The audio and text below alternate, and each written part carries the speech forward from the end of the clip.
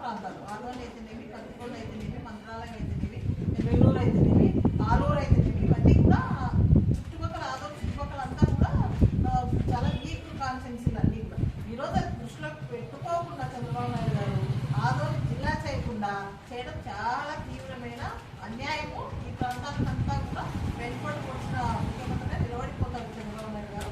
ఖచ్చితంగా మీరు ఈరోజు ఆదోని జిల్లా చేయాలి. చేస్తేనే ఇక్కడ వెనుకబడిన ప్రాంతాలన్నీ కూడా అభివృద్ధి కావడానికి అవుతుంది.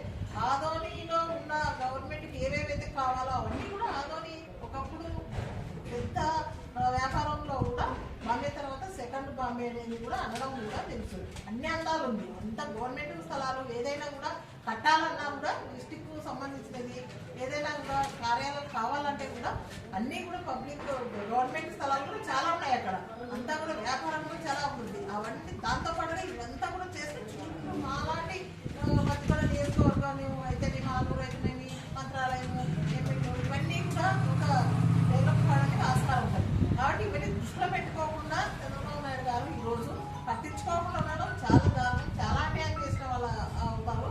కాబట్టి ఇప్పటికైనా దిగొచ్చి చంద్రబాబు నాయుడు గారు ఆదోని జిల్లా చేస్తే అందరూ కూడా సాటిస్ఫై అవుతారు. అందరూ కూడా ఉపయోగకరంగా ఉండాలని చెప్పేసి తెలియజేస్తారు.